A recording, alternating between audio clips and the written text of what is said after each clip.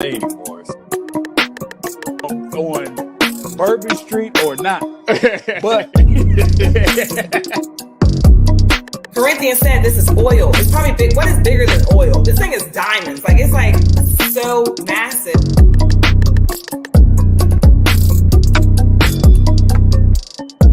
I'm not gonna do this with y'all. Y'all not gonna.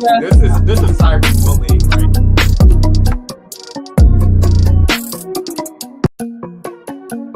You know, it's just some things you can't do no more, and some places you can't go no more. Some things you say you can't say anymore. On Bourbon Street or not. But Corinthian said this is oil. It's probably big. What is bigger than oil? This thing is diamonds. Like, it's like so massive.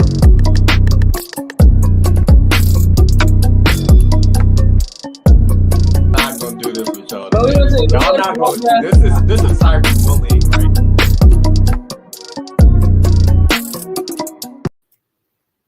Corinthian, I be feeling our intro music. It's a banger. Oh, we got a banger on the intro. We got a banger on the intro. We got a banger. And when the bass come in, it drop. How you doing today, bro? Man, I'm good, bro. How you doing? Man, I can't complain, man. I cannot complain at all. It's Thursday, Corinthian. It's Thursday. Look, it's something that we commonly say we can't complain. And then folks always say no one listening, no way. So right. Great. Welcome to Kicking It with the Kellys. We're back for another riveting podcast. We were on last week and we got in the doghouse, and hopefully we are trying to get out. We trying to get out the doghouse, Curtin. I'm still doing work, man. So. Great. Well, it looked like you still in there. You look like you're in the witness protection program. Arthur, it looked like we got the light side of the screen and the dark side of the screen.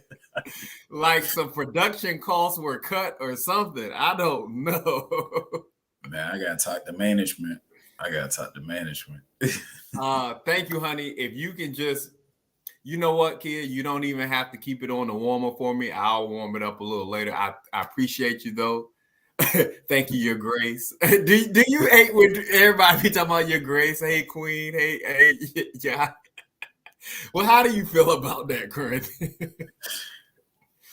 Hey, Arthur, I have never been a grand rising person. Like folks that say that, just say good morning and be normal. You know what I'm saying? I've never been a grand rising person. Just be yourself, man. Yeah. And that's one of the things.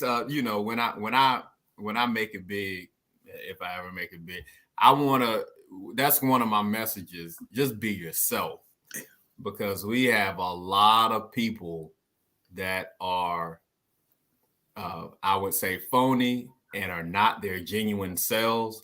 And you can tell when I meet you and I start talking to you and then you doing too much. And, I'm a motivational speaker. I speak. I don't have a problem speaking. I can go and speak. But when I have people doing way too much, man, I can't take it, Corinthian. I really can't, man.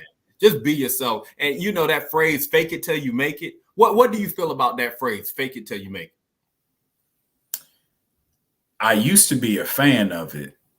I used to be a big fan of it. Now I'm realizing, man, we all human, right? To be human is to make mistakes. To be human is to fall down and have to pick yourself back up. So sometimes that faking it till you make it, it's like you putting on airs. And that's not necessarily helpful, because what you're doing is you look like you got everything under control, but under the surface, you really struggling, and no one would come to help. Like, it looked like you got everything, perfect. So, you know what I'm saying? So it's a risk. It's a risk to doing that, to faking it like that. man, you know, if you really hurt, how would I know? You know. So Oh, right. Kia says it's a necessary survival tactic. Faking it till you make it. I think I have a problem with the phrase. I understand the concept, and it is, but faking it till you make it probably means that you got to keep up with the Joneses. If you really don't have it, and you know something, pursuit of happiness. Do you remember the scene? He really didn't have any money, but he gave his boss, the CEO, the $5, his last $5. Now he needed that money. Now I guess in hindsight, it was an investment in his future, but he really didn't have to. He was trying to act like something that he wasn't. And honestly, he could. Do you think if he had been honest about everything, that he still could have had the same outcome? I would like to think so. I would like to think so. But see, Arthur, it's all balance and moderation. Do I think day one I need to tell my boss everything that happened? You know, when I was 7, this happened. When I was 8, do I think I need to lay out all of that? No. Right. But what people can relate to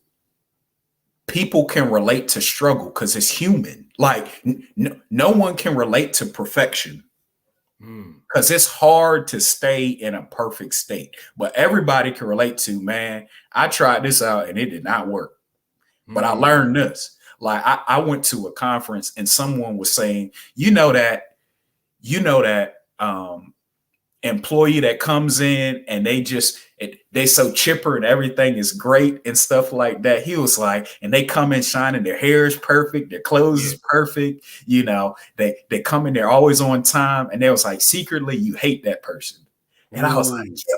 But then he was like, but then come to find out that person, you know, that person just lost a spouse. That person is doing all that, but that's the only thing they can control. And then you can relate. You can be like, man, oh, okay, I didn't know that. Right. You know, so I said that to say what we can relate to is that's the one thing that we all got in common. At some point or another, something hit us. You know, we initially thought it was going to go one way and it went.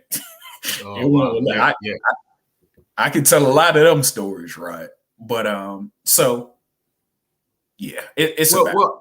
So I'll just say, just keep on pushing until you make it. You can be your genuine self on the road to your destiny. And because if you fake it all this time, once you get there, you won't know who you really are. So I would say on this road to your destiny and this road that you're traveling on, I would say just be yourself, because if you fake it, you're going to have to keep that up. Even when you do make it, you're going to have to be that person. And if it's not you, then it's going to tell. And then, you know, so I would that would be my advice to you. So Kia, I understand that it's a survival tactic, but I was just really thinking about that. I don't know if I like that statement anymore. Fake it till you make it. Yeah, I don't know. Yeah, what's up, man? How you doing, bro? What's going on? Hey, so I'll put it this way. Hopefully you grow out of that stage. Yeah. And what I mean by that is, remember when we was coming up and we was trying to flex like we had money? Yeah.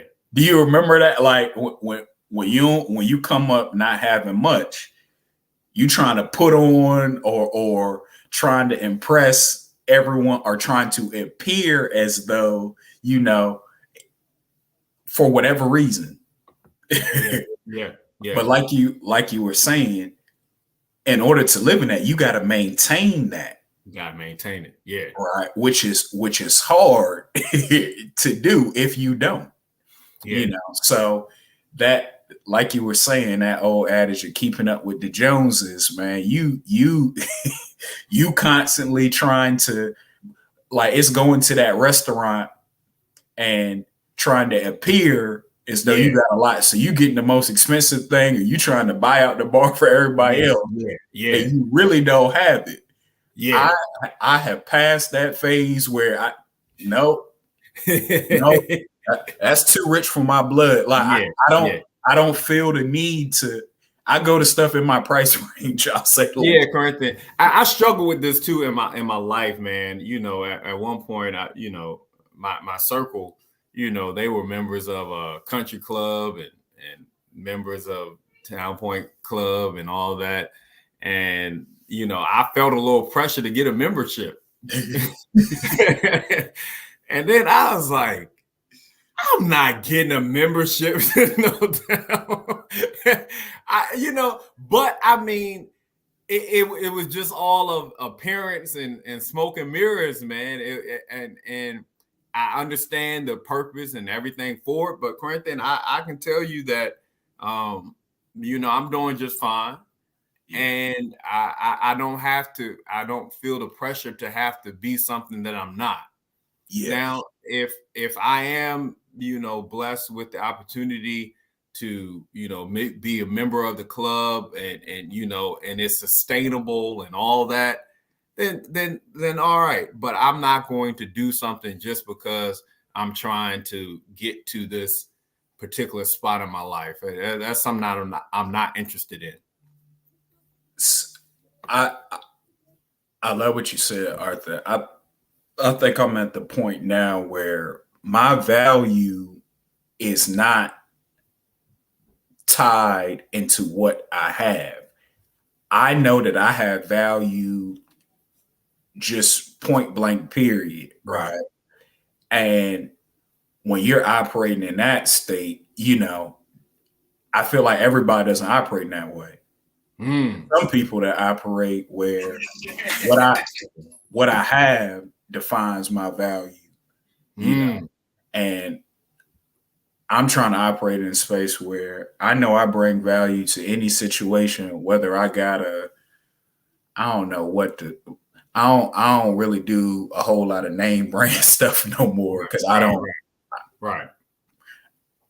need that. If my stuff fit and it's clean and it's ironed and pressed, I feel good, right? Yeah. Where it's not, I don't feel like I need one of the brands or something you need. And I'm not knocking anybody that does. It's just, I don't feel I need that. Right.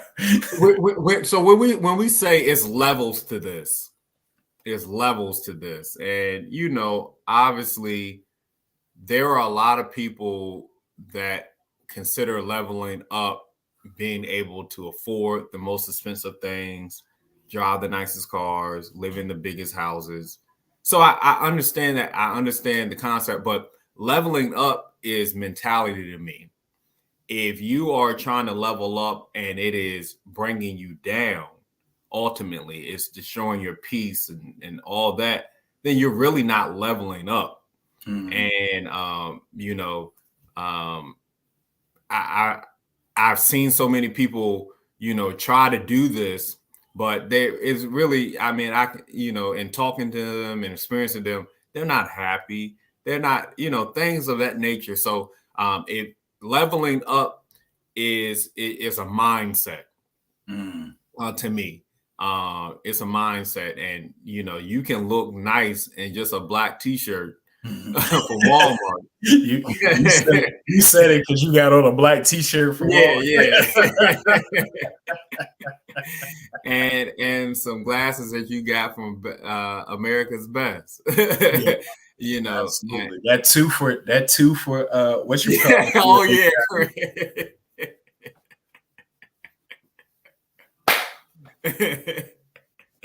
But also, I don't even know what the dating scene is right now.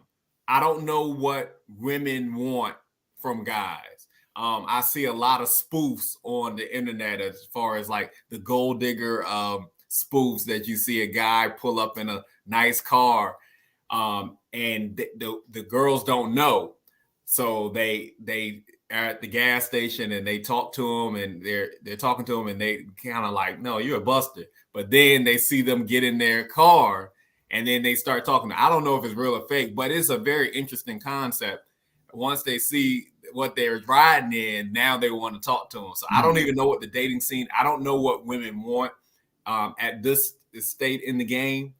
Do you have any idea, or somebody willing to put that in the comment? Don't know. I don't know. Your guess is as good as mine. I'm guessing it still stems from the you don't need. Oh, you know what?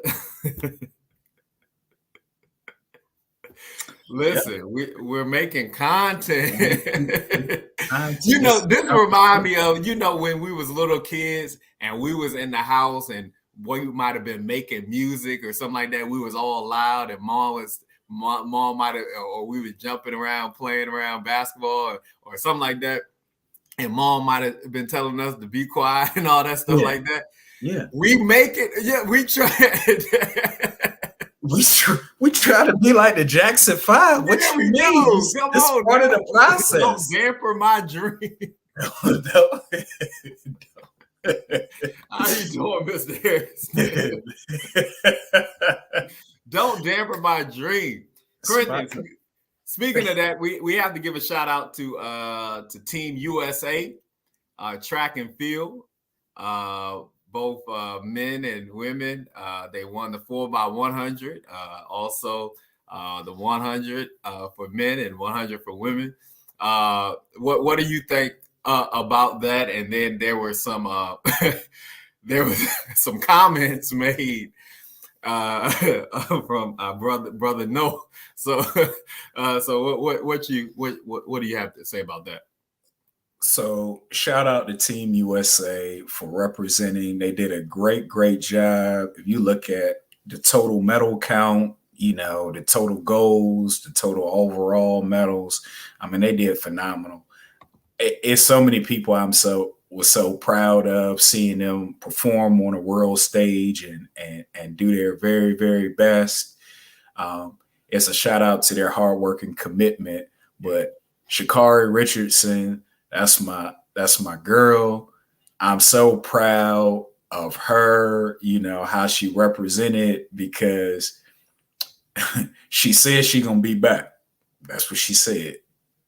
And then she went out there and committed to the work of doing it. So, you know, it's one thing to be down. It's another thing to bounce back and come back better than when you left, which is great. You got to salute that. So, I mean, she did phenomenal. And then, but I will say, you know, some things that are very impressive to me. The pocket rocket or the mama rocket from Jamaica, Shelly Ann Fraser-Pryce. Yeah. What she's still doing at her age. I mean, she a mom. she's doing a whole lot. Yeah. And still being able to compete at that level is impressive to me. That is so impressive. So it's cool. It's cool things. I commend all of the runners. You know, at that level, you are truly the fastest people on the planet, and no one can say otherwise. So I get brother Noah in his, you know, comments after winning, as far as, you know, they are really racing against the world, and they compete on a level to where they get the best around the world every day. Mm-hmm. But in his comment towards something like the NBA, as far as them calling them the world champions, you have to understand that the best players in the world come and play in the NBA. Yeah. So when I heard the comment, semantically, or when you're looking at the literal context, I get kind of what he was trying to say, but that's not the hill that I want to die. Right. Like, to me, you're a world champion. Great. Right. You see what I'm saying? Which is great. Congratulations. You know, I don't think, to your point, basketball, NBA basketball at the highest level, the Right. NBA, those athletes are performing at the highest level. Yeah. And the world's best try to make it to the NBA. It's not the other way around where the best players, your LeBron James, your Steph Currys, are going to play in China or are going to play in Europe. It's not the other way around. It's those best players are coming, to play in the NBA. So, in that regard, they are world champions, because they play in the world's best. Just like, for example, I'll give this example, turn it another way. Now, I know there's something that we don't watch as much as other people or other cultures, but in soccer, the best soccer is not played in the United States. Right.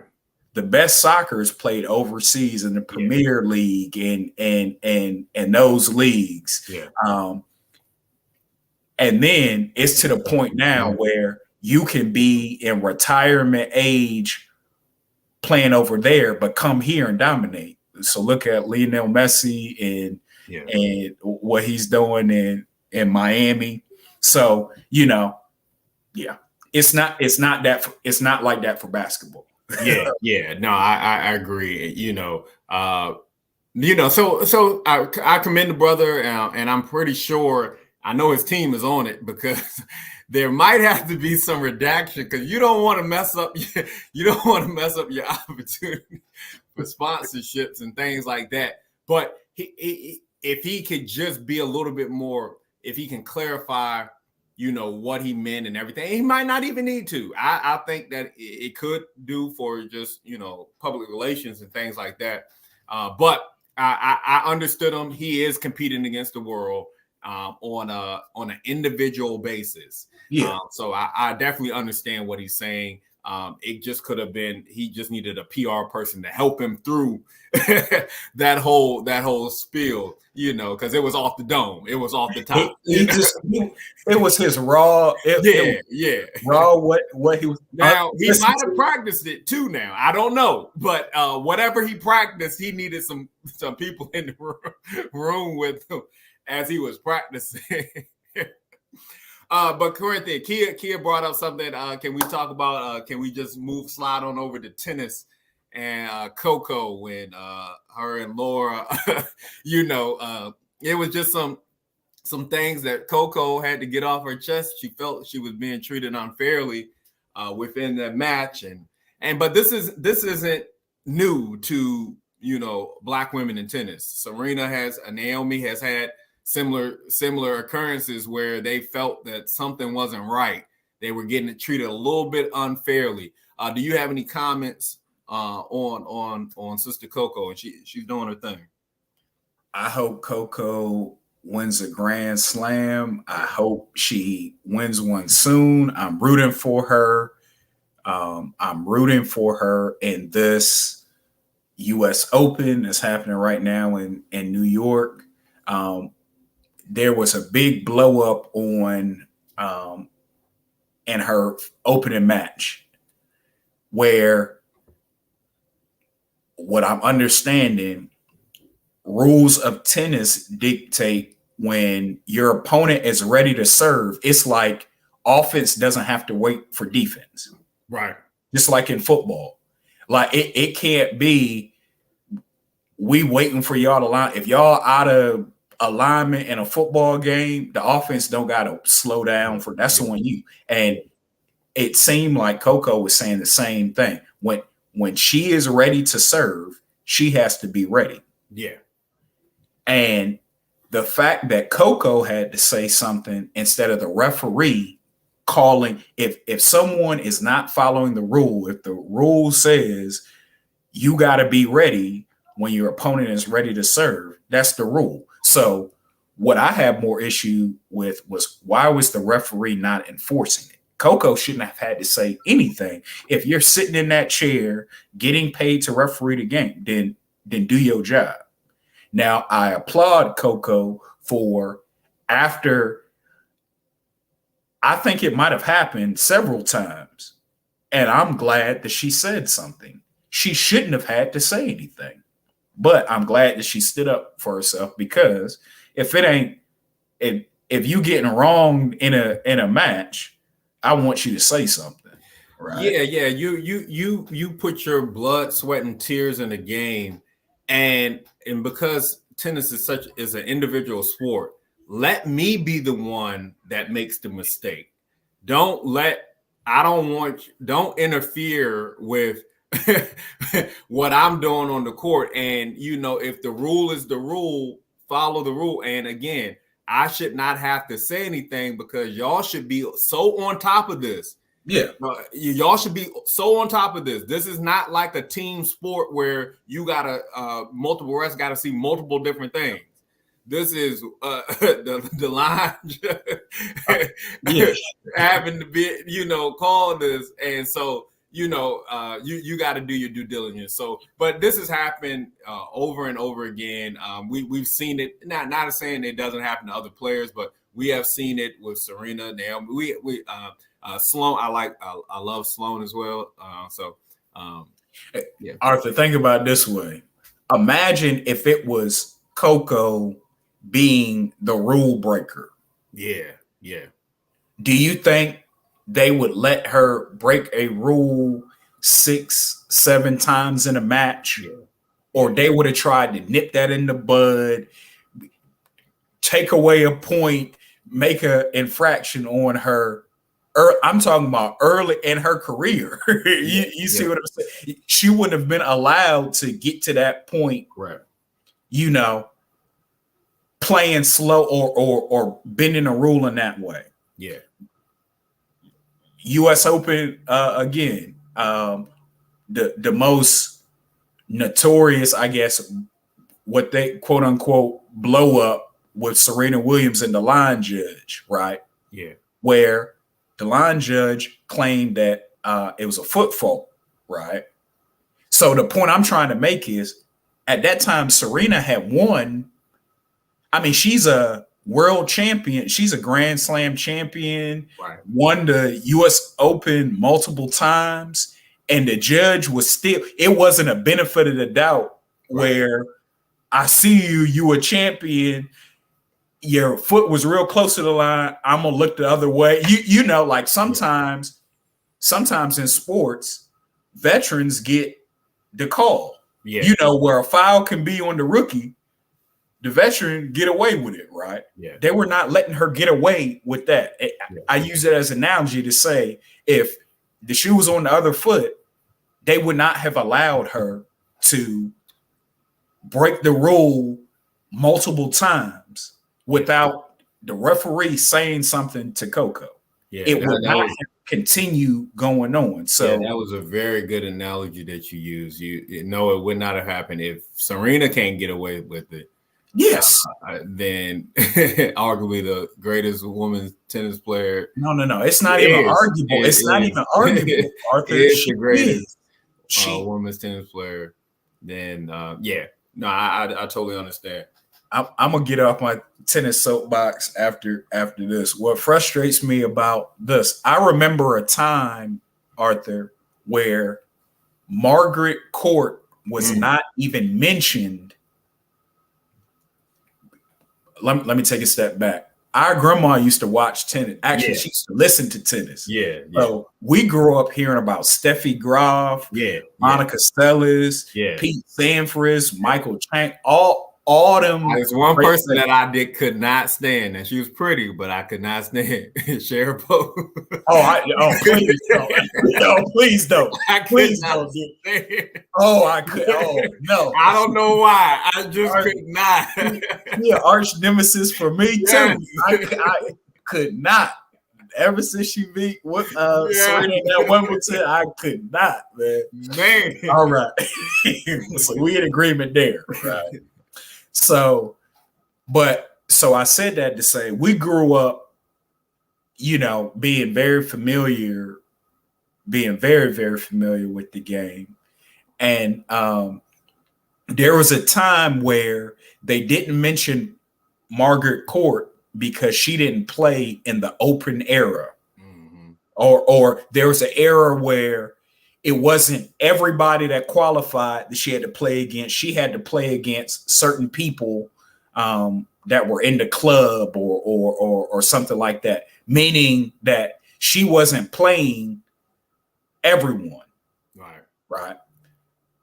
So the standard was if you have the number of grand slams that Chris Everett or Steffi Graf have, you've reached that level. Yeah. It wasn't until Serena started getting close that I start seeing Margaret Court name. Yeah. And I'm like, we just moved the goalpost. Yeah. We just moved the goalpost. Yeah. Yeah, man. No, I totally understand what you're saying on that. That's very interesting. But Arthur, did you watch Coco's opponent's press conference? No, I believe Kia watched it. I did not watch it. Was she crying? She was crying. Yeah, she was crying. She said that people were essentially mean to her, or they were, and it so took away from what she should have said. Hey, I actually was in error. I was playing slow, and I should not have at this level. I should not be playing slow. So apologies to Coco for that, and moved on. Yeah. Now she was crying in the thing, and I'm like, man, it's that does not absolve you was breaking the rule.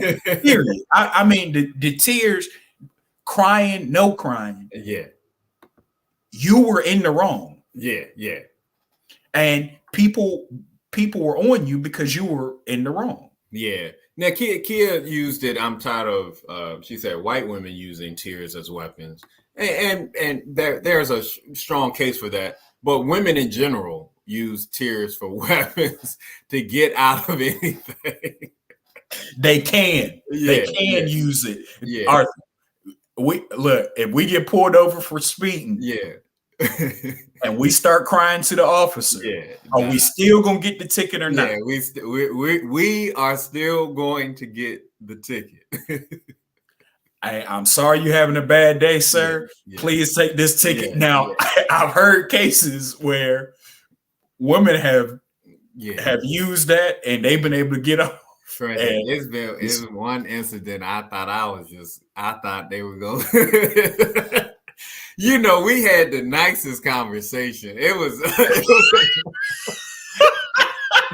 great. It was probably one of the best guys. I could have had them on the podcast. That's how great. And I still was handed. Yes, you said you still got to take care of this. Yeah, and, you tried. I was cordial. I did everything. Oh, Corinthian. Hey, Corinthian. We haven't talked about prime time in a long time, man. College football season is I believe it starts this Saturday, man. It already started. It started tonight. Who was playing?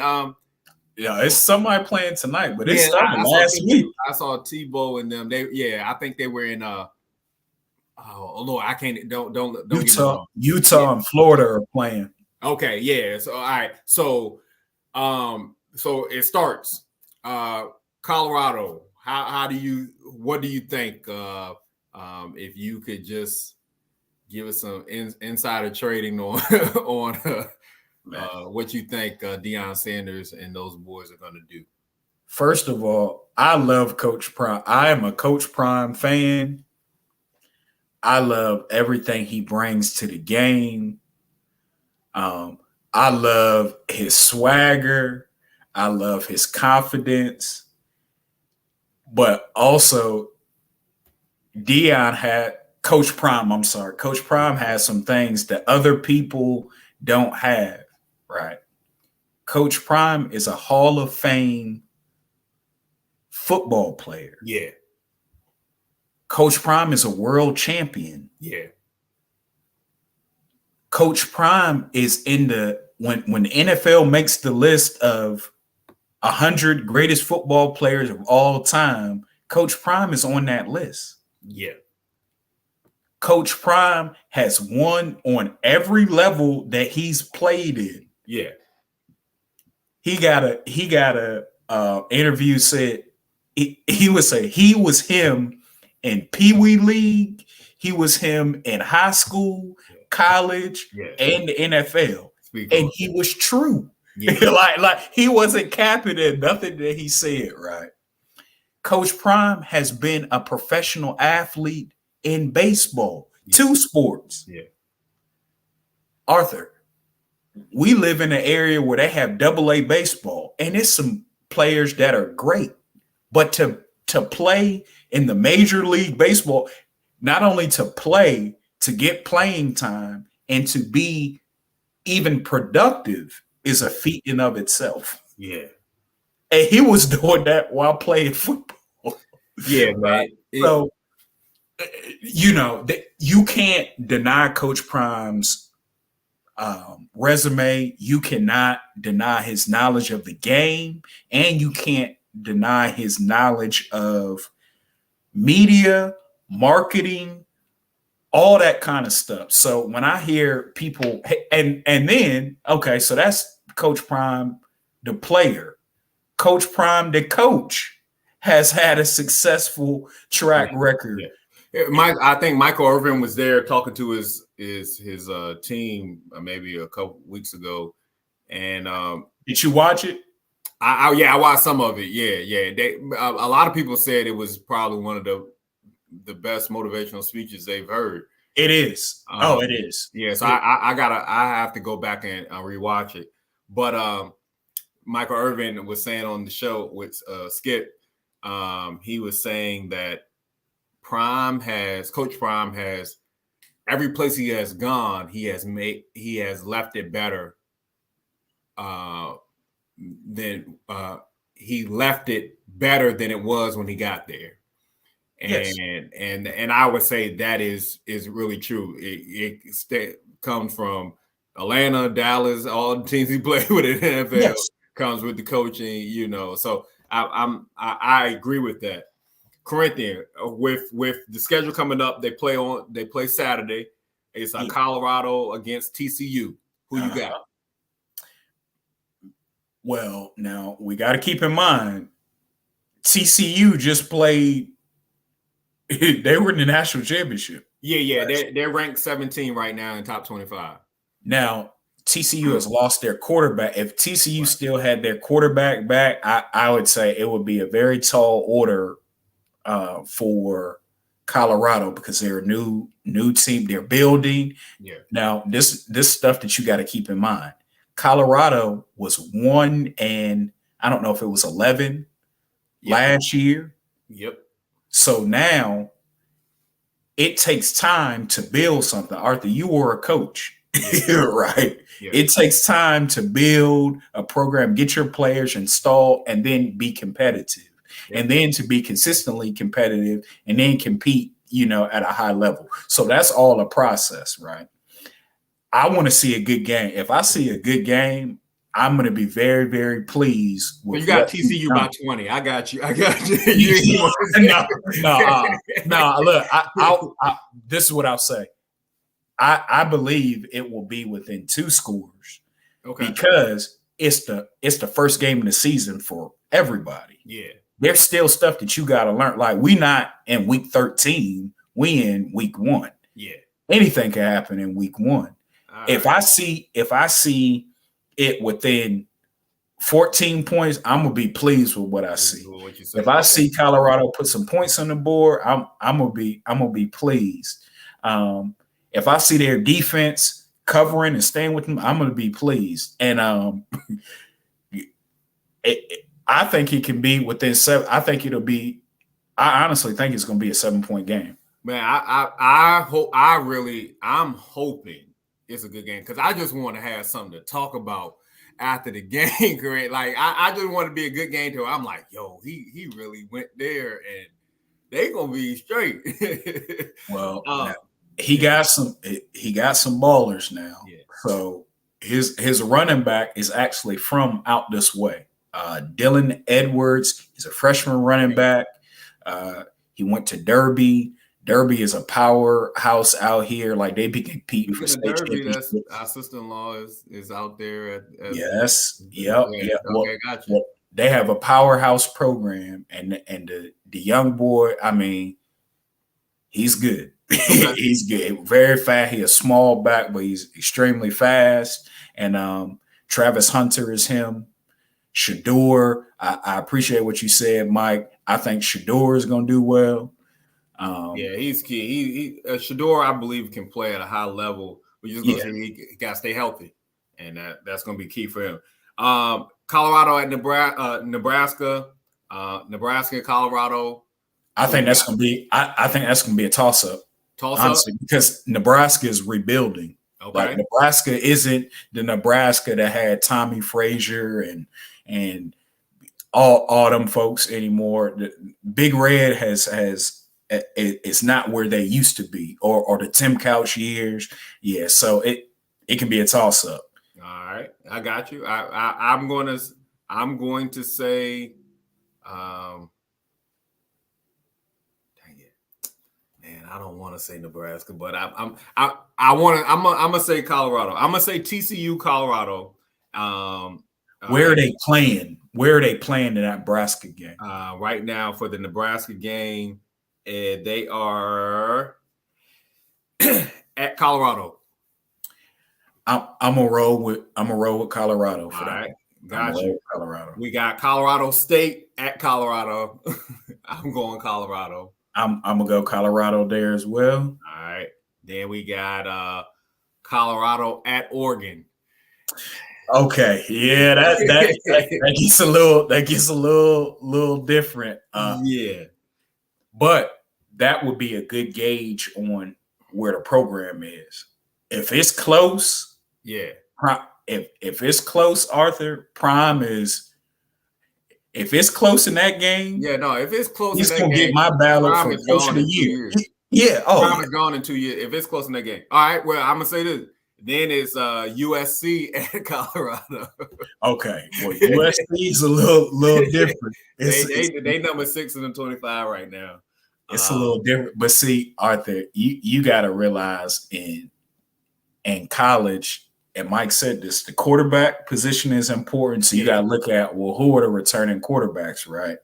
USC got a returning quarterback that was the Heisman Trophy winner. Yeah. Now, all that being said,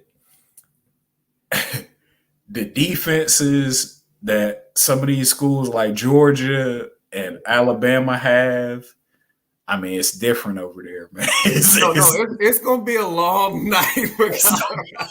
That's all I got to say. I mean, I wish I could say something different. Colorado then we got Colorado at Arizona State. I'm going for Colorado. I got Colorado as well. Yeah. Then we have Stanford at Colorado. That could be a toss-up. California coming to Colorado. All right. Yeah, that one is a toss-up for me. I'm going to say Colorado. All right. Colorado at UCLA.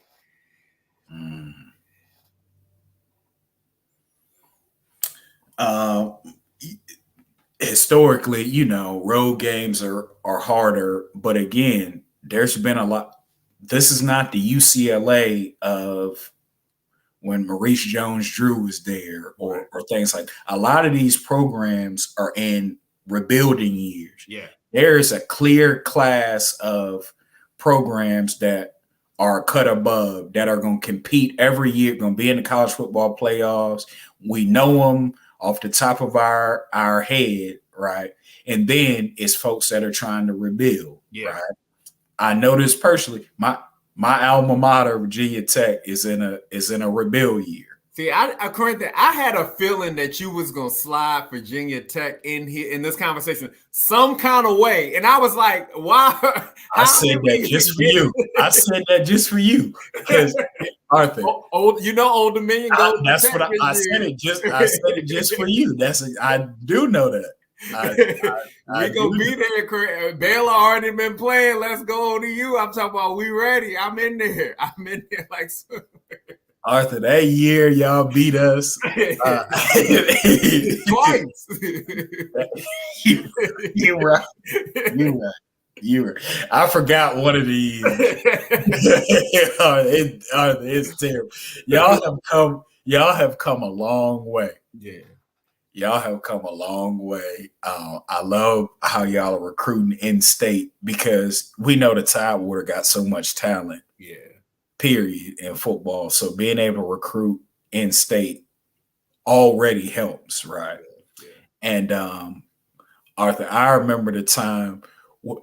I remember when y'all traveled. Did you go up to University of Maryland? Hey, man, why you gotta bring your kid was pregnant? Why you have to bring that? I told See, what my brother didn't realize, because Arthur was excited. He was like, we're going to drive up to Maryland and excited about this game. And Virginia Tech was in the ACC my first year of school. This is 2004. Yeah. So I got to see all these schools, University of Maryland, UNC.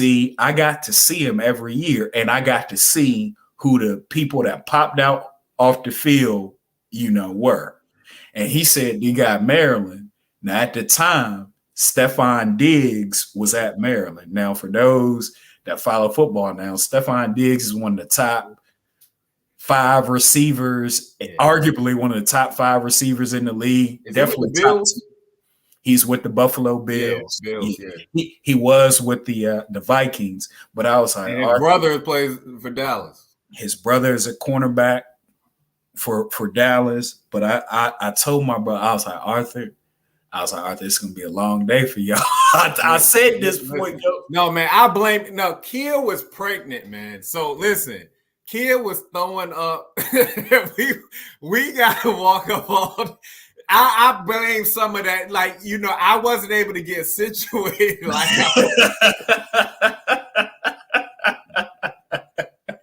I wasn't able to get situated like I wanted to at the game and stuff. It was just a lot of moving parts. But I blame Wood Sealing for even getting us. Corinthian, we had listen, let me tell you something, man. We could have ran the table in the CAA for at least 2 more years with Taylor Heineke, and we wanted to move up with the big boy. And we just got it was just so deflating. I just watched them just toss him.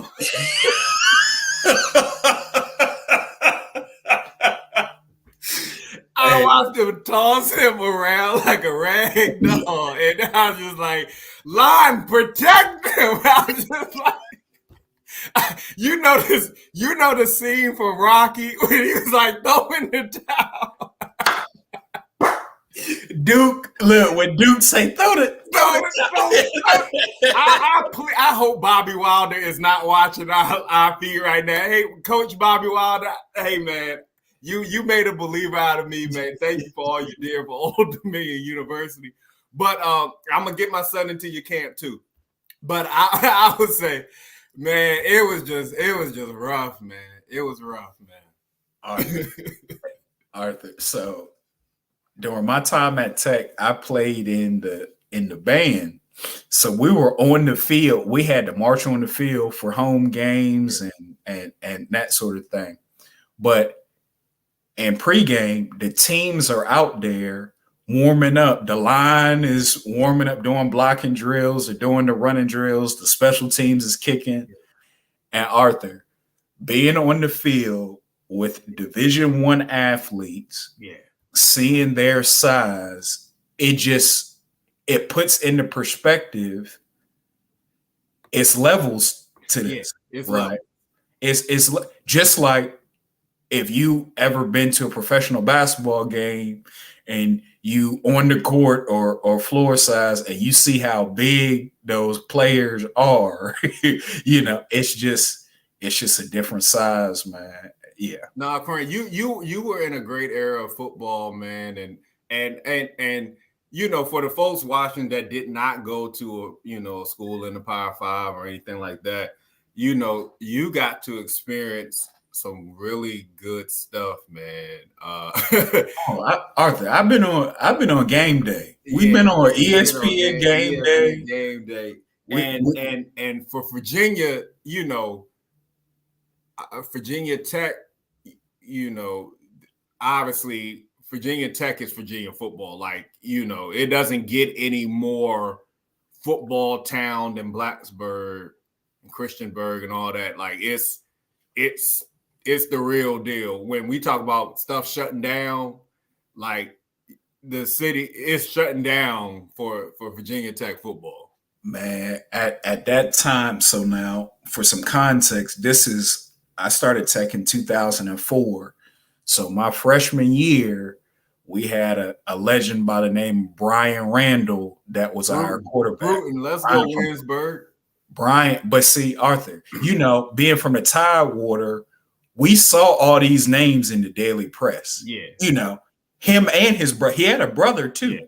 So we knew that they were good, and not only football, but basketball too. So we know they were athletes.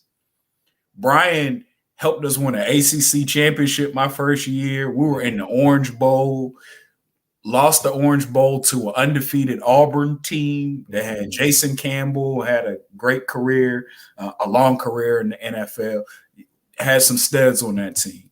Next year, the quarterback is Marcus Vick. From Warwick High School.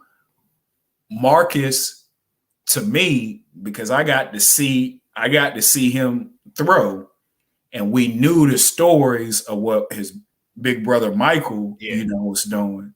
But Marcus was right-handed. And I would say that he threw better, like more accurately than his brother. He wasn't as fast as his brother, but he threw the ball better than his brother. Had some off the field issues. Man, no, it wasn't off the field, it was on the field. It was both. It was issues. What man. We gotta talk. I mean, this is what messed everything up. I remember watching it. I Matt, hold up. Who did they play? Not Louisville. Louisville. Oh, I had it right. They were playing Louisville and Corinthian. He stepped, man. You know how we used to do the heel toe. Man, when he stepped on that, bro, I was like, "Come on!" Arthur, it was bad, man. It was bad. And Arthur, so you worked at Indian River, and I don't know if you remember this name, Brandon Orr. Yeah, Brandon Orr. Yeah. Brandon Orr was on our team.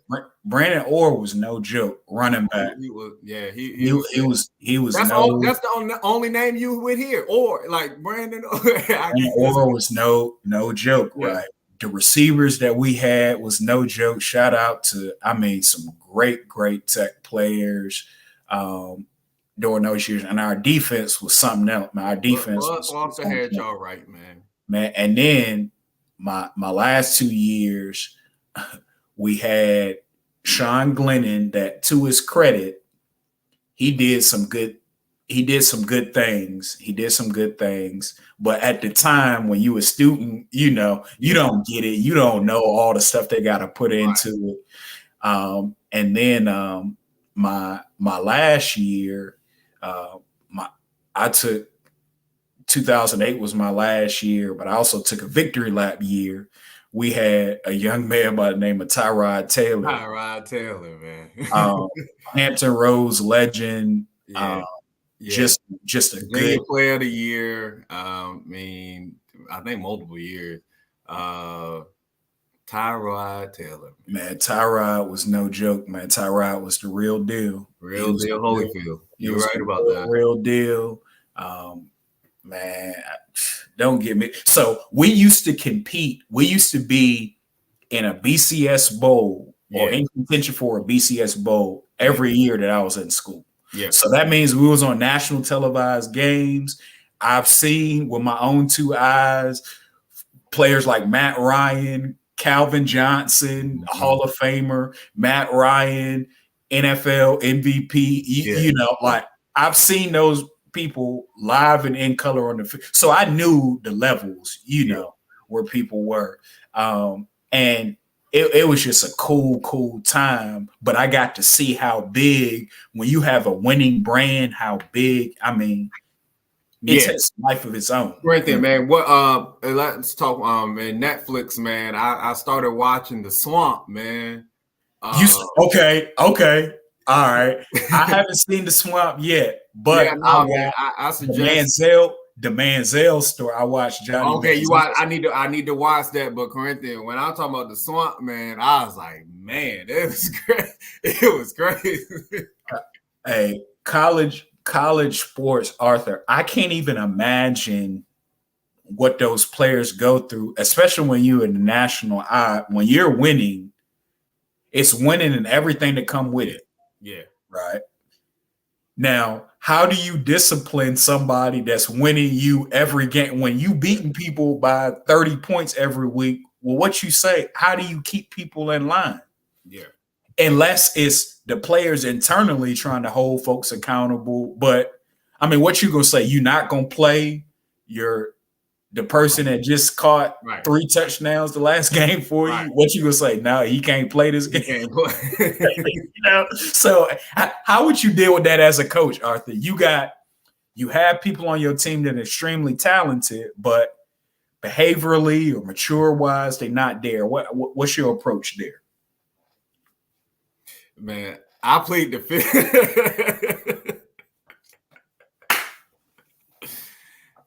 Listen, for any coach, if a player is not willing to buy into your culture, you gotta let them go.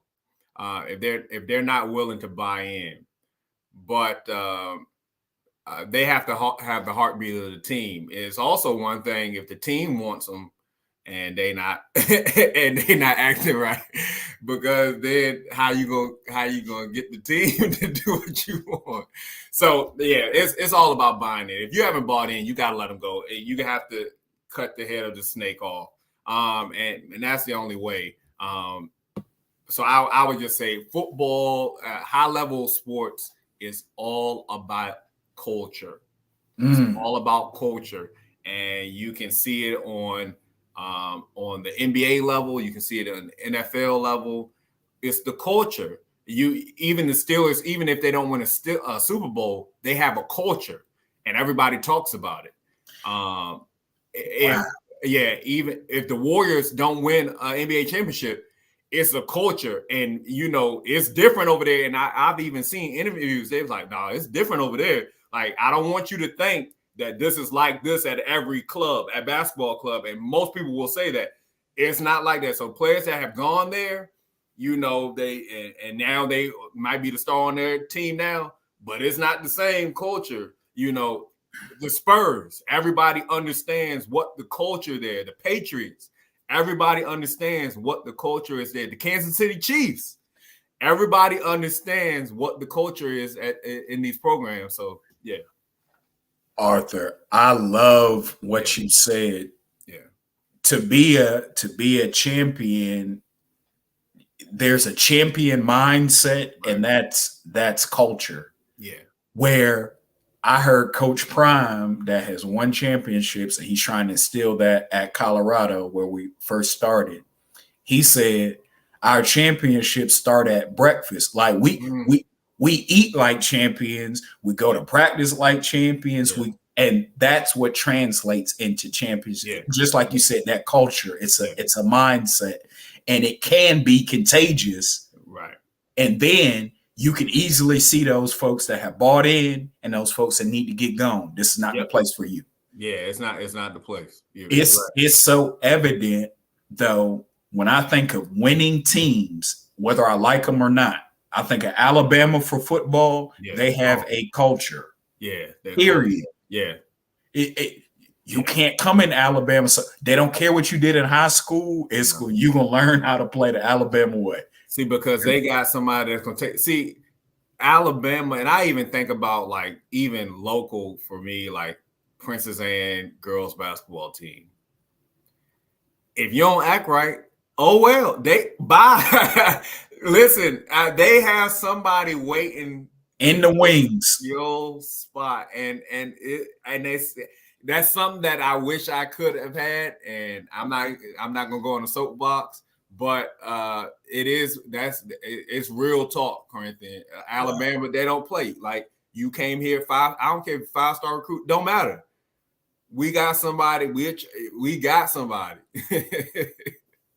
So to me, that underscores the point of, you know, the old adage, hard work beats talent. If your talent don't work hard, but at that level, you have to be coachable. Yeah, Corinthian. Man, Corinthian. I do want to say this: a culture can die because a lot of different individuals have come in and messed it up, and now I will say that it is hard to keep a culture intact if you don't have the right people in those spaces. So that's why Alabama is so selective in their recruiting, or these places are so selective in how they pick and what they're looking for, types of players. That's why the Patriots were so dominant, because they only got certain types of players.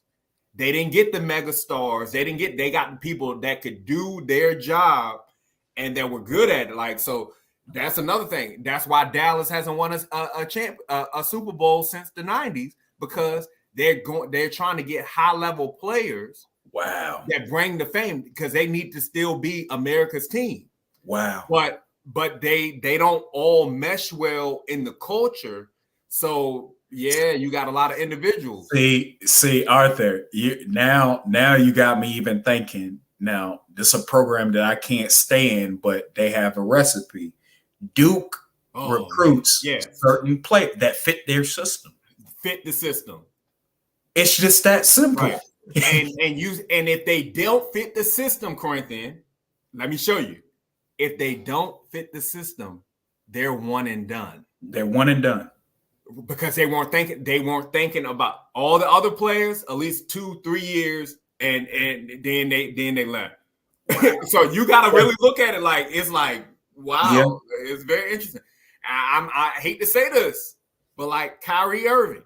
Yeah. I would say Kyrie Irving is not a culture guy. And but you got to look at it though, Corinthian. He's a great individual player, great individual talent, but he's always going to buck against the system. And he did that at Cleveland. He did that with the Celtics. He did that with the Nets. Okay. Yeah. And please, my boy Tory Martin. I met Kyrie Irving. I went to Duke. Everything. Tyree is a great talent. I'm not saying that, but I'm just talking about culture wise. Well, culture wise, I get your point. Yeah. Culture wise, some people fit in. Some people naturally. Yeah. You know, it's harder to fit them in a culture. Right. Now, Kyrie on the court, we know.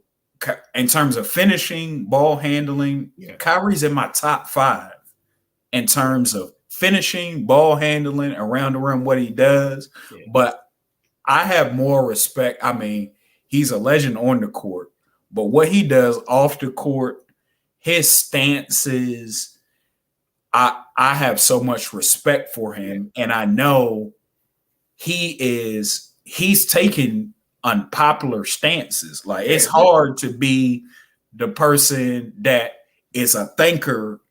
He's very cerebral. Like, he's a thinker if you listen to him talk. So yeah, he's sound in his personal belief. He's sound, and I can respect that.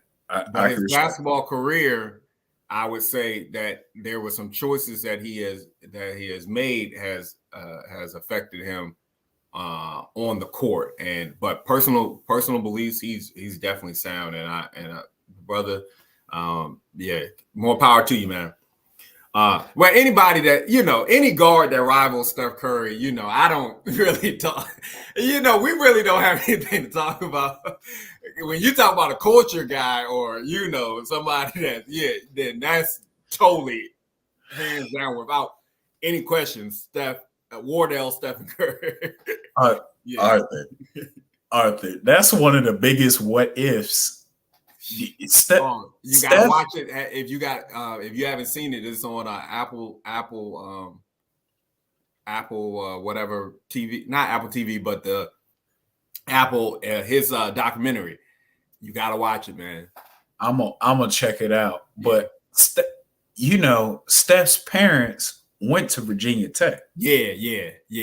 Steph wanted to come to Virginia Tech. Man, I don't know what Coach Greenberg, he thought he was too small for the ACC, man. I'm like, man, that's why Coach Greenberg is a comment. That's why he's a. That's exactly why. That's exactly why. You're exactly right there. Where that might have been the biggest. I mean, I don't even. Wow, that might be honestly, Corinthian. That might be the biggest non-pickup in the history of basketball. Oh, it's a blunder. It's a blunder. It's a blunder. It really took Davidson too. He took Davidson. He really did on his shoulders. Yes, but oh wow, oh man, Corinthian. Before I answer this question, Kia said, "Who's the greatest player in the NBA currently?"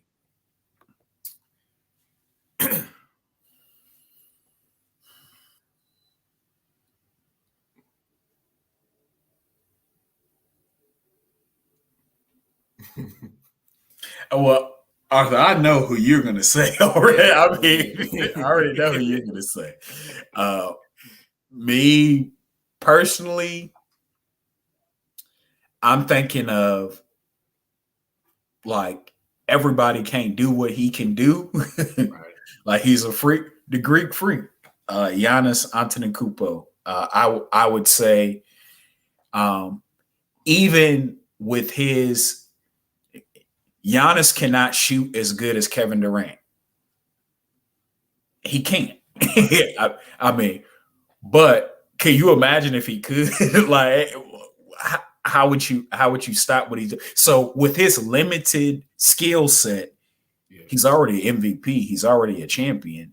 Yeah. He's already won a defensive MVP. Yeah.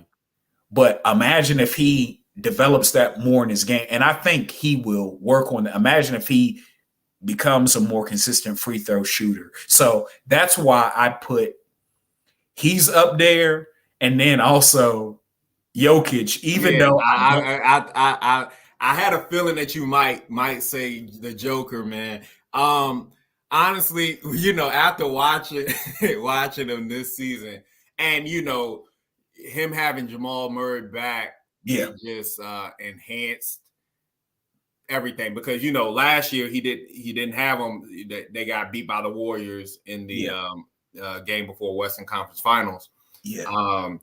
But I would say, I really don't think it's any comparison between him and Embiid. I think Joker is really that dude, and it's really no comparison. I think he shoots better. I think he finishes better. He passes better. All of that. So.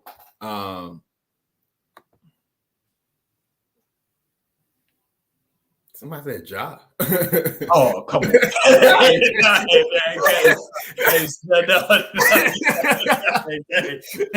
No. He gotta get his head on. See, you know what? I had to don't take your glasses off, Arthur. Please don't. Ribs and barbecue, right? Listen, man. Honestly, I can take. So Corinthian just made a case for big man. I'm going to make a case for y'all. I don't even have to say it. It's watch underrated on Apple TV. Steph Curry. Steph Curry right now, to me, is the best player in basketball, the greatest show in basketball. and the best player in basketball right now. Again, I know he's undersized, and I know that typically someone could stop him from getting to the hole. We got that. We understand those ins and outs, but no one can do what he does. And I'm just going to keep it at that. LeBron James is still the GOAT in this era. Yes, I'm in 100% agreement there. Yeah. In terms of, you can drop LeBron in any team and he's going to improve. He's going to improve that culture, the team performance, literally anywhere. See, Corinthian, I would love. I'm so glad you say LeBron can go to any team and the team is improved. See, I that sometimes make me wish that Steph Curry went to another team so I can just show you how good Steph Curry is. And because I believe that he's going to bring a culture and everything. But see, the thing is, Steph Curry don't need to go to another team. He's already got the culture. Yeah, he already has this on lock. I mean, the Warriors are going to be contenders next year. I mean, it's like, well, they have a great system. They have a great culture. They have a great machine in Golden State. So you're saying that if you drop Steph Curry in Orlando, for example, he would do just as good as dropping LeBron in Orlando. Or okay, we just had a vacuum in Toronto where Kawhi Leonard left. If you substitute in Steph or LeBron into that situation, who would do better? With another star? No, with their current, basically, I'm saying that's not how LeBron has gone to teams. So I would understand it if LeBron went to sorry teams, but he did not. I mean, he went to great. He paired up with Dwayne Wade and Chris Bosh. He went to Cleveland with Kyrie Irving and Kevin Love. But the start of LeBron, the start of LeBron's career, he was with the Cleveland Cavaliers and turned that team into a contender without who else was on that team? David Wood. Ilzauskas,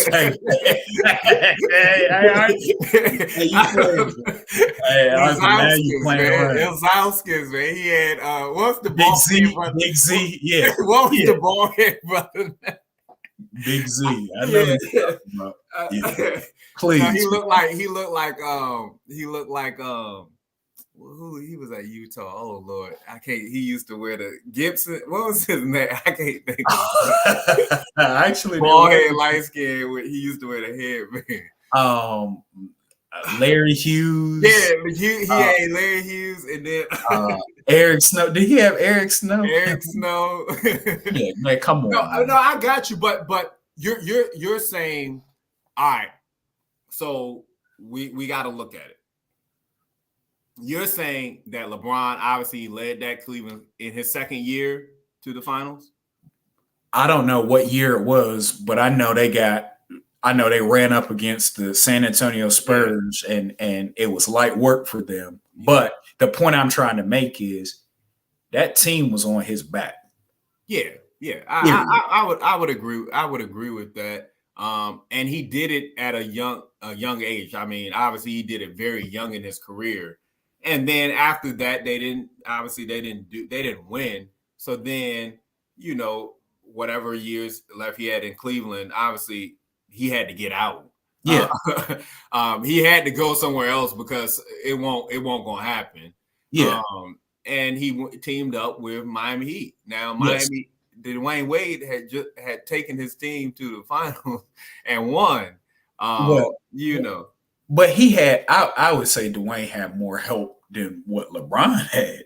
Yeah, okay, yeah. I agree. Well, all right, so the question would remain is, with Steph Curry obviously winning the championship the year before last, he had obviously when Steph wasn't playing, Draymond Green. I mean, he would get joked. He's a triple single. All right. So you saw that Draymond Green could not lead the Warriors to any victories, right? Mm-hmm. Klay Thompson, he doesn't get back until before playoff time from his 2-year hiatus because of injury. And you have Andrew Wiggins and Jordan Poole, who was a up and coming player.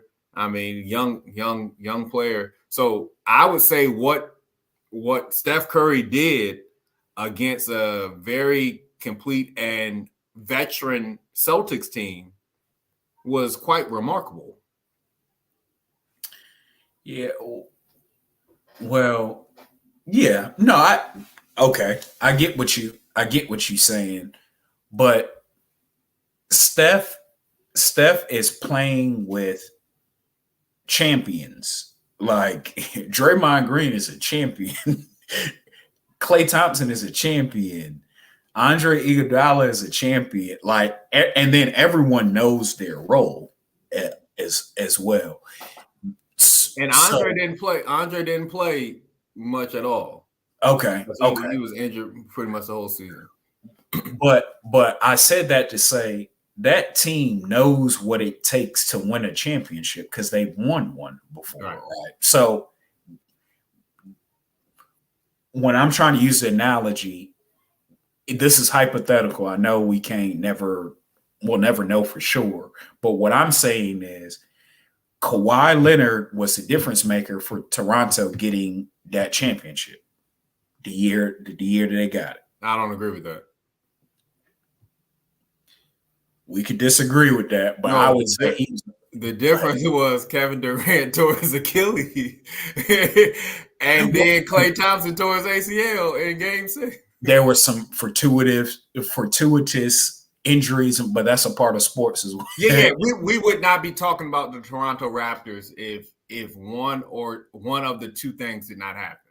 Okay, I would agree with that as well. Yeah. All right. The point I'm trying to make, though, the larger point I'm trying to make is, so he was a difference maker for them even getting there. Right. He's not on that team. And what I'm trying to say now is you subtract Kawhi out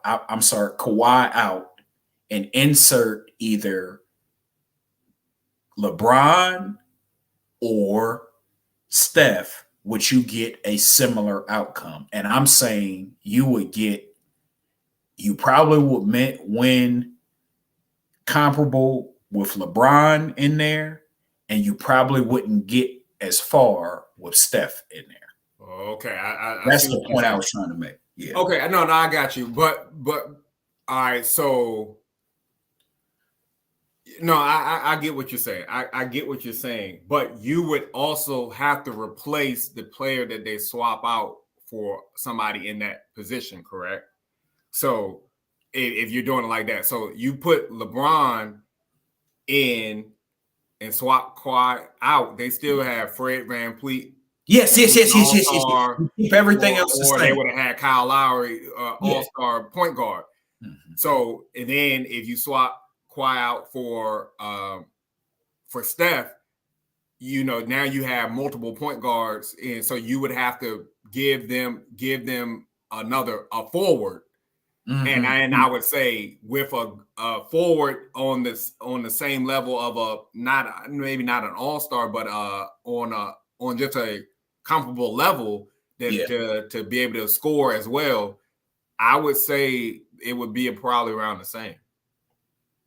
Okay. Steph Curry just draws so much attention, man. Okay. All so right. So yeah, that's my take. But I mean, I'll let the sports people talk about that. But Steph Curry right now is the biggest show in basketball. There's no ifs, ands, buts about it to me. And and be prepared, NBA, because I believe that they are going to win another championship next year if they get a big man. So we'll see. Okay. Well, Corinthian. Before it's 1:19, so we still got a little time. What is the greatest? And if you just tuned in, we just talking about sports, man. Honestly, we forgot all about y'all. We for our listening audience, we have forgot all about y'all, and we were just talking sports. So we were just talking about Steph Curry and basketball. We started off talking about tennis, track, all that kind of stuff. All that. But Corinthian, since football is starting up pretty soon, what would you say the best college football game you have ever watched? What would you say it is? Boise State and Oklahoma Fiesta Bowl. Wow. Fiesta Bowl. I forget what year it was. On the blue field? No, it wasn't. Well, Boise State plays on the blue field, but it was in the Fiesta Bowl. Do you remember the Statue of Liberty? The Statue of Liberty. Yeah. To me, that was one of the most. I mean, that game had everything. There have been a lot of good games. Okay. There have been a lot of good games. I'll give you two. I'll give you two games. You can name your top two. Good games. So you have Oklahoma versus Boise State. Boise State on the Statue of Liberty to win the game. Matter of fact, they scored. They had to score. Yeah, they just scored on a hook and ladder. Yeah, the hook and ladder. Yeah, that's right. Okay. Yep. All right. You got them. What you got? What else you got? Oh no, let me go. Yes, you go ahead. You go ahead. All right. For my number one, I'm going to have to say USC versus Texas. Vince Young, Corinthian. I think that game, Reggie Bush, Vince Young, what was his name? Matt Carroll? What was his name? Pete Carroll. No, what was the quarterback name? Oh, Matt Leinart. Matt Leinart.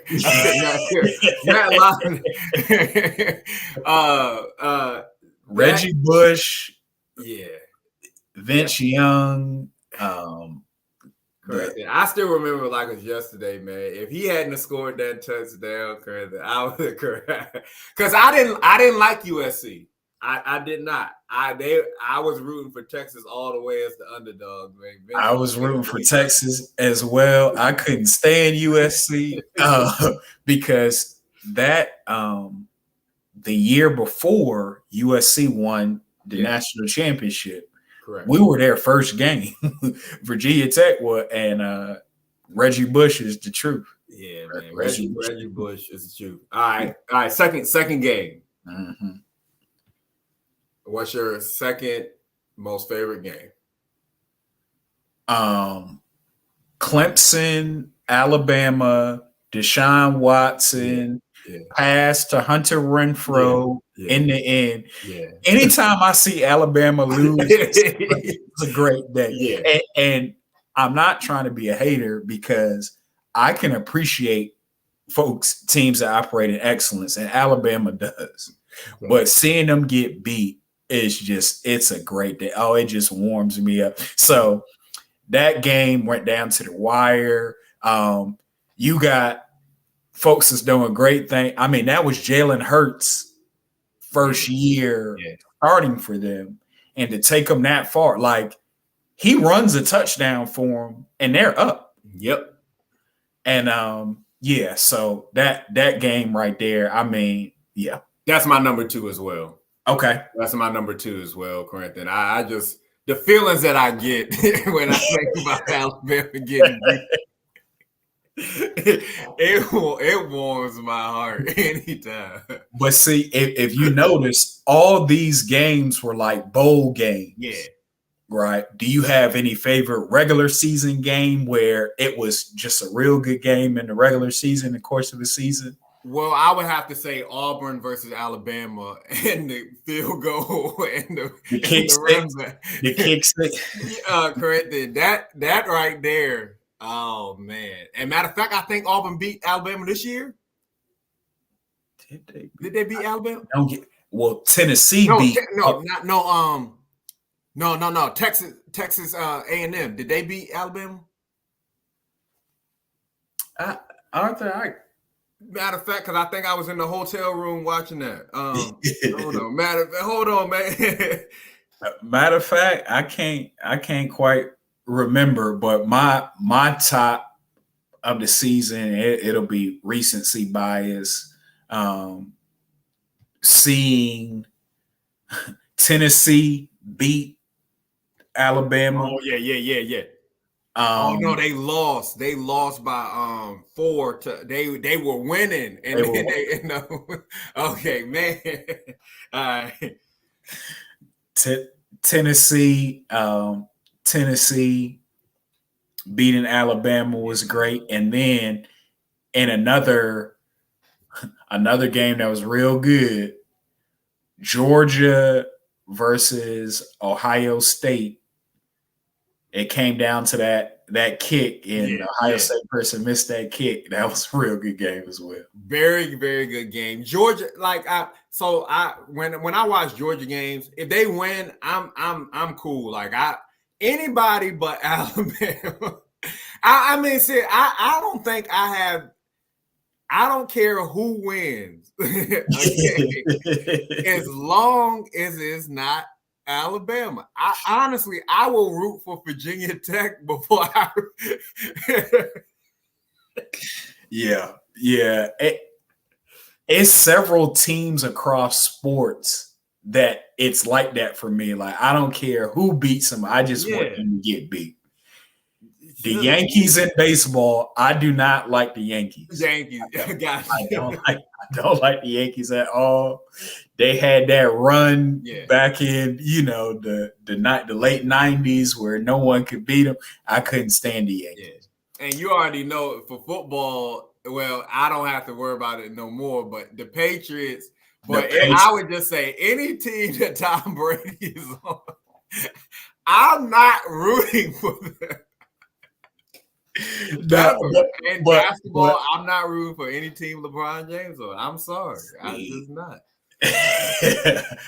You can call me a hater. I just can't formulate the word. I couldn't stand the Lakers when they had Shaq and Kobe. I couldn't stand the Lakers, man. I wanted Philly to beat them. Man, I wanted Philly to beat them. I wanted the Kings to beat them so bad. The Kings almost beat them. Big shot Rob, man. Big shot Robert Orr. Man, I corrected it. Duke is a team that I don't. You said Duke, right? Duke. Oh, correct. Oh, man. And Kentucky. Kentucky is like that for me too. So like any of the blue schools, Kansas, Duke, or Kentucky. But so I will root for Kansas if in any particular situation because I've gone there. Yes, you Jayhawk, KU. Hey, it's different. It's a different vibe. It's different. It's Arthur. It's different. Fog Allen is different. It's a different atmosphere. I since I go to Wichita State, I got to root for Wichita State. Got you. I understand. And man, we've had some folks come through that program. Fred VanVleet. Yeah, you really have. The kid that's tearing it up right now, Austin Reeves. Austin Reeves with the Lakers, man. Austin Reeves, for his first 2 years, he was at Wichita State. Right. Got to see he was a shooter then. Right. So we've had some pieces, and it's so cool when you get to see people that are going to be able to play at the next level in real time. Landry Shamet, that plays, he's a role player. He's most recently was with the Suns, but yeah. No, current. No, I for as far as any other teams. Okay, so you have your Michigan States and you have your Michigans. I've never really liked them. I mean, I appreciate what they do. Some great coaches, some great teams. But if they're playing anybody that's an underdog, I'm rooting for the underdog. Yeah. When March Madness comes around, I'm rooting for everybody that is not expected to win. I'm just gonna say that. Yep. Except for Butler, because they beat Corinthian. They beat Gordon Hayward, man. You know what? I can't even talk about it. They beat ODU on that. I'm the final man. But they went to the national championship that year too. Yeah, no, and they almost beat Duke with a last second shot as well. So yeah.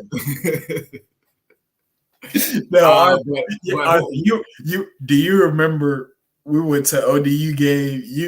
You remember when Jameer Nelson hit a half court shot? Listen, man. St. John's came up. ODU could have beat them. I think St. John, I was ranked in the top 25. Yeah. They might even been ranked in the top 10 at the time. I can't even remember. Or top 15, 1 or 2. They were ranked there, and then by the end of the season, they had got ranked into the top 5 in the nation. Like they had lost. We could have beat them, man. And so shout out to all my ODU peeps, Alex Lawton, Drew Williamson. Shout out to him and his Florida team. They made it to the Final Four this year. He's assistant coach there, Drew Williamson. But they had some good players on that ODU squad, man. Good players. That's what's up, man. Corinthian, man. I know we had started this like as far as like what Colorado would do. As far as we missed a couple of games, but oh well. We just want Colorado to have a good season. If they go 500 and above, I would consider they had a good season. But if they do anything more than that, then we might have something. We might have something for real. Arthur, if Coach Prime, in my opinion, gets them 500, if they win 6 games, I'm voting for Coach Prime to be Coach of the Year. Yeah. They won 1 game last year. Yeah. And half the team is gone. All of them gone. And he's still been having health issues, things like that. So I just don't want, because I know Alabama mad, man. So they be coming back, and then we also got to look at how the elections are going to go too, because I think that has something to do with Alabama winning too. Some they right. Like I gotta look. We really have to look back at like the NBA championship, the Super Bowl, and Major League Baseball, because something always happens, and then Alabama wins a year. So I'm just hoping. You said it's all connected. Yeah, it's all connected, man. It's all connected. Oh man. Corinthian, man. We were just chopping it up. If you just tuned in, we were just talking about some of our greatest sports moments in college football. Also, college basketball. That's a no-brainer. Like college basketball, we've had some great March Madness highlights, but anything involving Duke, that's a no-go for any of us. Hey, Arthur, what's one of our most disappointing team losses in March Madness? Think childhood. I want to see if you guess the one that I'm thinking of. Thinking March disappointing losses. Yeah, where we was just hurt when they lost. I want to see if you thinking of what I'm thinking. Oh man, hold on. We were hurt when they lost. Oh, we was hurt. I know I was. Oh, nah, man. I don't know.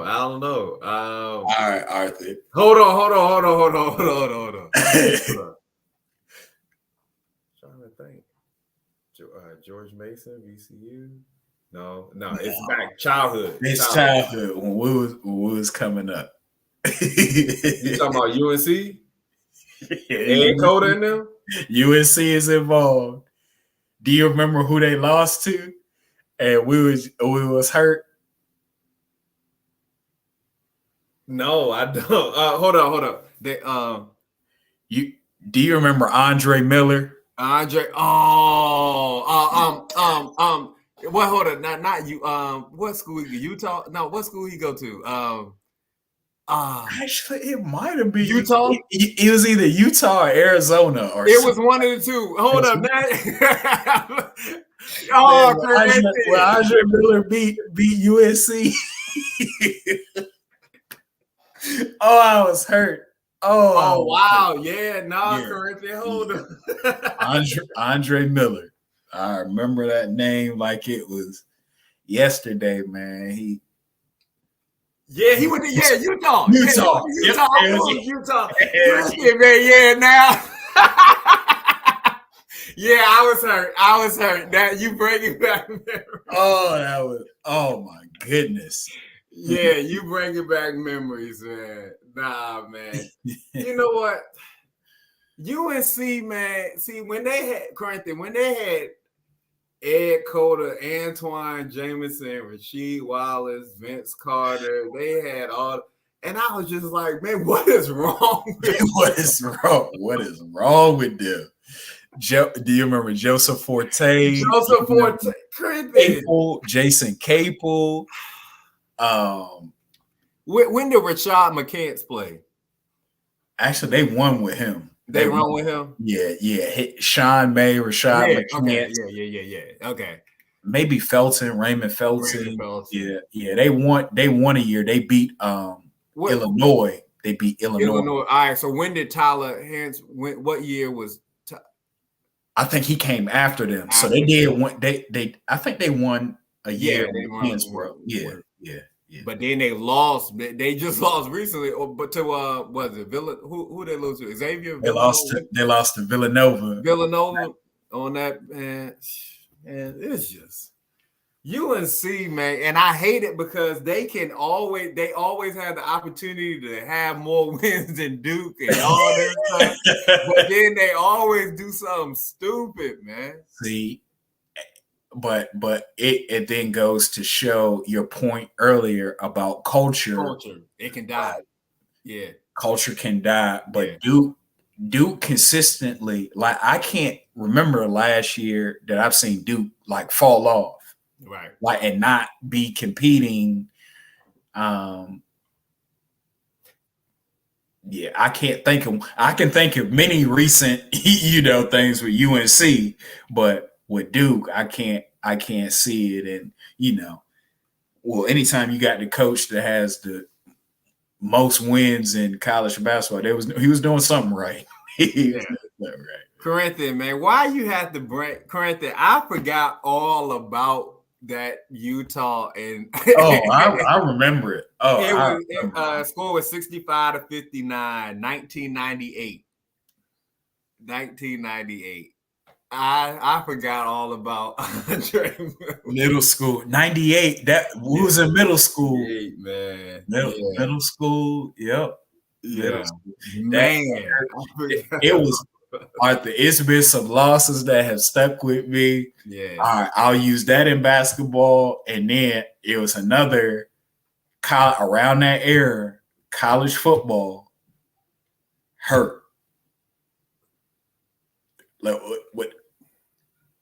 Think 99, 2000.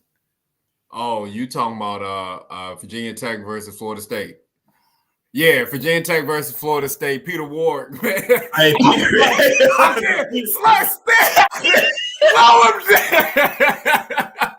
Peter Ward. Hey, Peter Ward shut down our whole. He scored 3 times. Yo, I was like, how is he, man? Oh my God. Peter Ward scored 3 times. I remember he didn't ran back a kick. He didn't done it. I mean, I couldn't stand Peter. Maybe it's because Virginia Tech was used to playing on, because y'all turf field was kind of like Marshall's. Y'all field was kind of like Marshall. They had a different kind of maybe field. Y'all didn't. It just in New Orleans. We weren't used to that AstroTurf, man. No, man.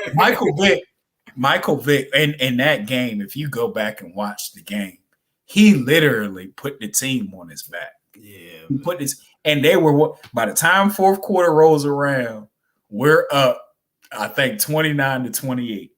Yeah. And then Peter Ward closed us on out. Yeah, Bowden, man. It just made me hate Florida State, man. Oh, I can't. So I don't like Florida State to this day. No.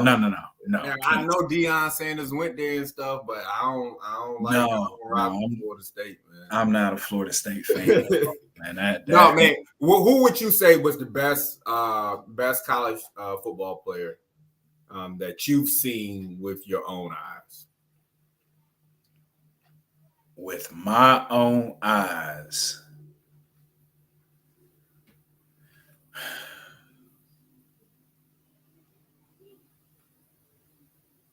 Man, you got me having a pot. Like talking about people that I've actually gone to a game and you could see on TV, but just in your lifetime, who would you say has been the best college football player? Okay. And you would probably say most people probably would have them in their maybe top 3 or top 5. Okay, well, I got 5 then. Okay, I got 5, we'll see if our list kind of and see it's bad because I got some biases too because you don't like them because of the team that they was on and stuff like that. Okay, Michael Vick, and I'm not just saying that because he went to my school. If you watch back what he did in college, he's number 1 on my list. Michael Vick was something, and then their uniforms look so cool. Them all white uniforms that they had on. Who was y'all receiver name? What was his name? Andre Davis. Yeah, Andre Davis. Yeah. He's going long. Vick is going to throw it to him and stuff. Yeah. All right. Okay. Vince Young. Yep. Okay. What Vince Young did in college. I mean, Vince Young was doing some amazing things. Yep. Okay. This is a pick that it's gonna raise people's eyebrows, but Pat White, he was the quarterback for West Virginia. Okay. Pat White was ridiculous. Okay.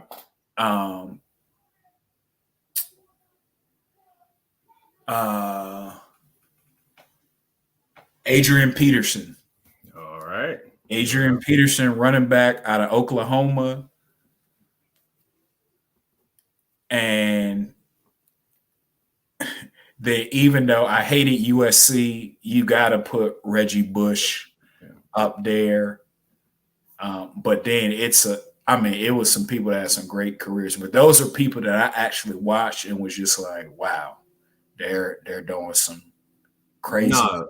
You got a solid. You got a solid list. Ooh.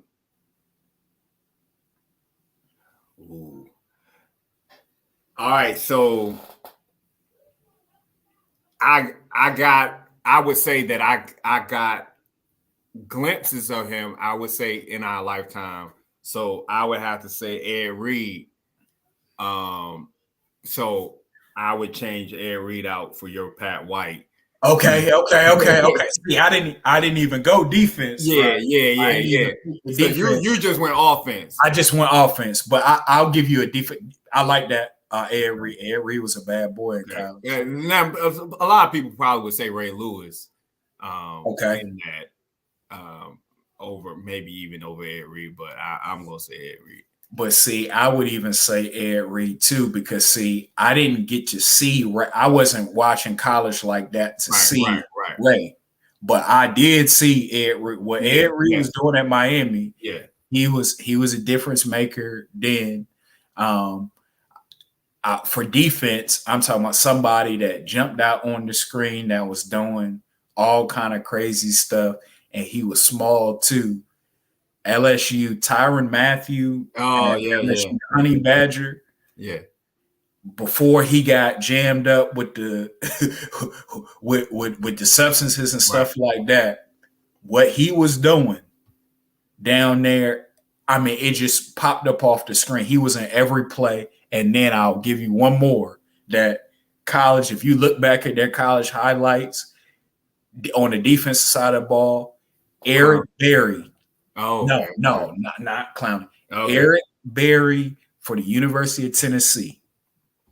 If you go back and look at, like, I'm talking about from his freshman year, it looked like he was in every play, got every interception, was running stuff back. Like Eric Berry was, it looked like he was all over the field. Now, that's something I got to watch. A little bit earlier, you got your Charles Woodson. Yes. Charles Woodson won a Heisman. Charles Woodson was the man at Michigan. He was the man.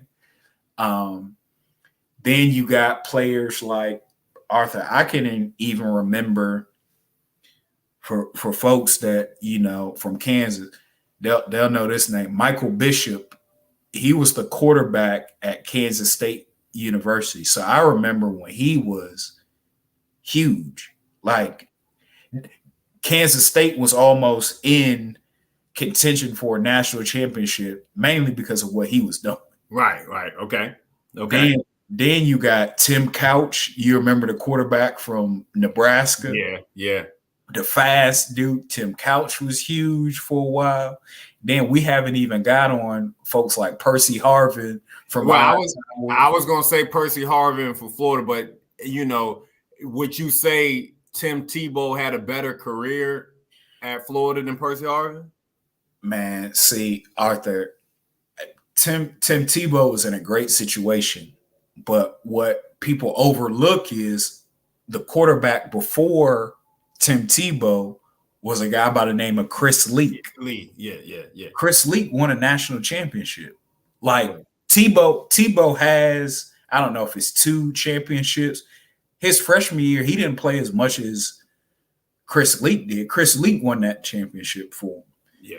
Then you got folks like Ted Ginn. Ted Ginn was what he was doing at Ohio State was great. Tavon Austin. Well, somebody that wasn't on the big scale because they were D1, I guess AA. Randy Moss at Marshall. Randy Moss was a game changer. Yeah, I think he kind of changed the game for our receivers. But no, your list is great, man. I hope I never hear what was the Notre Dame linebacker name? Oh man, Mantateo. I don't want to ever stop. No, that was probably the most. I'll never. Oh, Lamar! Look, Arthur, we ain't mentioned Lamar Jackson. Oh, Corinthian. Lamar was going. Louisville, Lamar Jackson. Lamar Jackson was doing some amazing stuff at Louisville, but this is someone that never get, I think, the credit that they deserve. Darren McFadden, who's the running back out of Arkansas. Yeah, but who else came out? Peyton Hillis. He was a fullback, and Felix Jones came out of Arkansas. They had a whole their backfield was something else. Yeah. Corinthian, you mentioned Adrian Peterson. Adrian Peterson was going to go somewhere else. Yeah, Adrian Peterson was going to go to USC. And look, so Adrian Peterson and Reggie Bush could have been in the same backfield, which would have been scary. So I read a story that one of the reasons why Adrian Peterson, AD, what they call him all day, went to Oklahoma is because his dad at the time was incarcerated, and they could only they didn't play California games where he was located. He could get to watch the games from Oklahoma, so that was one of the reasons why. But that would have been scary. That actually would have been scary. All of the Alabama running backs, that's just a different beast. And I really don't like to talk about those fellas much, but you have to Eric Henry. You got to give them Ingram. You got to give them their due diligence. Yeah, because I just don't know how they can just keep recruiting. But it's culture. That's what they're looking for. But Corinthian, let's talk about Ohio State. little boy that got in trouble. It was the 99 2000s. What year was this where Ohio State they had that running back? Yeah, that Maurice Claret. Maurice Claret. Maurice Claret. Yeah, 2002. Yeah, or something around. Ohio State beat Miami. Yeah, right. Thanks to Maurice Claret, because at that time Miami was a dynasty, and this is before Miami switched to the ACC, like Virginia Tech. The Big East, it was Virginia Tech and Miami. And during that early 2000s, because of folks like Ed Reed, and we're not even on folks like Jeremy Shockey, the running backs that they had Clinton Portis, Frank Gore, Willis McGahee, all had phenomenal careers in the NFL, all in the same backfield. Yeah. Right. They had Sean Taylor. they had Ed Reed, Jonathan Vilma. Man, that's a shame about Sean Taylor, man. That's probably one of the saddest things I've ever seen. Yeah. Sean Taylor was an animal on the field. And so again, they would have won it again. But some way, somehow, I'm so glad Ohio State won that game. Yeah. That was the biggest thing. I would say games that I definitely remember, and like when we talk about football, whether it be college or pro, would probably be Eddie George versus, was it Isaac Bruce? For Rams versus the Titans. Yeah, the Tennessee Titans. Yeah, man. That game like sticks out in my head, I think, more than any game, except for the what's the Little Giants, the annexation of Puerto Rico, except that play in the with the with the Philadelphia Eagles versus the Patriots. the Philly special. Yeah, the Philly special, man. The annexation of Puerto Rico. That's what I'm going to call it. Like, those two games, I think, of any other Super Bowl, obviously the Dallas Super Bowls stick out in my head over any games ever. Yeah. But see, that Rams Titans game, you got to remember who the quarterback for the Titans was. Steve McNair. Yeah. Steve McNair was a bad dude. It's sad, tragically, he passed as well, but Steve was something else. When you think about HBCUs, putting HBCUs on the map, like I'm talking about, not necessarily putting them on the map because they were producing greatness in their right, but bringing it to the national stage. I think Steve McNair was in Heisman contention back in the early 90s. Yeah. Right. So, I mean, he had a phenomenal career at Alcorn State and in the NFL. I mean, NFL MVP and stuff like that. So, yeah. Yeah, we can probably talk about like running backs and quarterbacks all day. We didn't mention like Ricky Williams.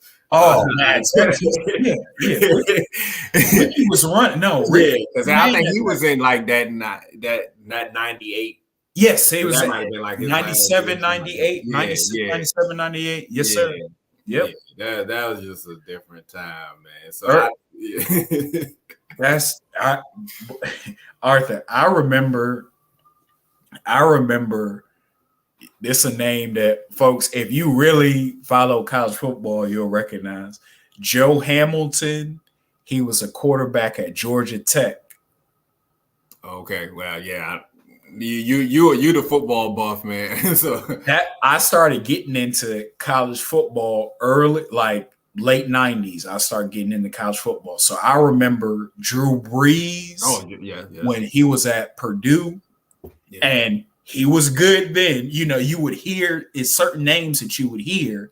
And, they're now going to be in the NFL Hall of Fame now. Right. But they were great then. Yeah. They were actually great in high school. Like he came from a storied high school as well. But it's just so cool when you think about that. I remember Drew Brees, Penn State had some good runs, had some great players come out of that program. Then they had a lull, and then they had a resurgence and kind of came back. Yeah, man.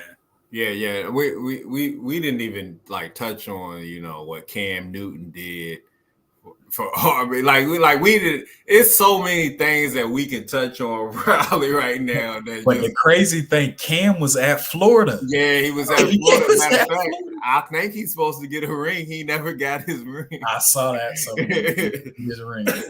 Cam. But yeah, man, the Clemson era of Taj Boyd. Boyd, 757 legend, that Corinthian. That was a good time. Boyd. Oh my goodness. See, Clemson is great. Clemson is one of them programs now that has year after year their culture. They have a culture of excellence. What ushered that in, I would say, was folks like Taj Boyd. Yeah. This is before Deshaun Watson gets there, before Trevor Lawrence, stuff like that. It was Taj Boyd that really turned things around because, again, Arthur, Clemson in the ACC. Yep. We used to play Clemson, and we used to be beating Clemson at Clemson. Yeah. Right? Y'all used to beat them, but no. Those games. Granted, what game? I can see. I think Virginia Tech had to play. Was it Auburn? Who did y'all play? Nebraska. I forgot. It was on. It was prime. It was like the Thursday night game, the first game of the season or whatever. Yeah. And that just told me everything I needed. I forgot what year this was. It recent? Was it recently? Yeah, it was recent. Oh, okay. Yeah, I stopped watching after a certain amount of years. I stopped watching. I don't even pay attention. Yeah, man. It just put a bad taste in your mouth. It was a year. It was a year when I was in school. It was in the start of the season that we played LSU. In 2007, it was like it was a televised game. Hold on, Fournette won't there. No. This is back when I was in school. Okay, yeah. That was about to say. Okay. The LSU beat us so bad. They lied to beat us 40-something or 50-something to 7. LSU went on that year to win the national championship. Yeah. And we were playing them in September, and honestly, that was the first game Tyrod Taylor got in. Like we was doing so bad, they was like put the freshman in. He took us down there. The only reason we got 7 points is because freshman Tyrod Taylor took us down there and we scored. Y'all, I will say y'all have probably been the biggest disappointment. It's been bad. I've seen it's been some sleepless nights, man. Yeah, man. I know it has to be like a heart-wrenching feeling. Just know, like y'all are supposed to be in these conversations. Well, this is what I'll say. This is what a lot of people don't understand. Virginia Tech for a long time was playing beyond their capacity. Virginia Tech was not getting. Reggie Bush was not coming to Virginia Tech, right? The star player that was great, we knew he was great in our area, but turned out to surpass our expectations was Michael Vick, right? But Virginia Tech had a culture where they were building up 3-star players, 4-star players, and they were going to buy into the system. They were buying into the lunch pail mentality. Right. And that's how we weren't getting the recruits Florida State was getting year in and year out. We weren't getting who USC was getting, right. Or you see what I'm saying? So I said that to say we were coaching players up to now we're playing against folks that got, no. We got a stable and play. Then getting out of the Big East. Yeah. Joining the ACC did change everything for you guys. So I understand, but Yeah. you have something there. You got the stadium, you have the student body, you got the experience, like you have the infrastructure to do it, but it's just a lot of things have affected y'all. Obviously, the shooting that happened, that affected, and then just the years of obviously there's no more Beamer ball. Yeah. Now the new coach, this culture is not the same. No more Bud Foster. Things Yeah. like that. To get back to get to a level to where you are definitely should be in the top 10 or top 15. It's just gonna be hard. Well, it's gonna take time, and then I would say the landscape has changed now. NIL has changed. Everything. Yeah. And now you're competing against schools that got bigger brands, or now kids think about, well, how my uniform's gonna look. Right. People, top talent consider that as well, and so Oregon is real attractive because you can wear. Yeah. And it's hard to compete like for recruits. I mean, these D1 schools have logo machines in their locker room. So if you bring in a recruit, they want T-shirts and all that. They can make them a T-shirt right there. Like a lot of schools can't compete with that. So it is crazy, man. So facilities is money, and facilities is the draw. So, but when you're winning, you can do a lot when you're winning. Yep. So when you think about LSU, like LSU are competitive in football. Their basketball team is they've had some players that have now come through there. Ben Simmons came to LSU instead of going. He could have went anywhere, but he went to LSU. Right. What their women's basketball team is doing, what they do in baseball, what they like LSU has. Yes. They're very, very competitive in a lot of different sports. And then that winning culture is contagious. And now other people say, well, they won here. I want to go there. So it's a couple schools that have set themselves up like that, where I'm like, they're just a cut above everyone else. Yeah. Nah, Corinthian. Hey, man, Corinthian, we've been on for 2 hours talking about sports and everything, man. We love sports. And with the start of the college football season, we just wanted to give y'all a little taste of our minds. And pretty much we can hang with the best of them. And and you want to talk a little bit, talk about, we can.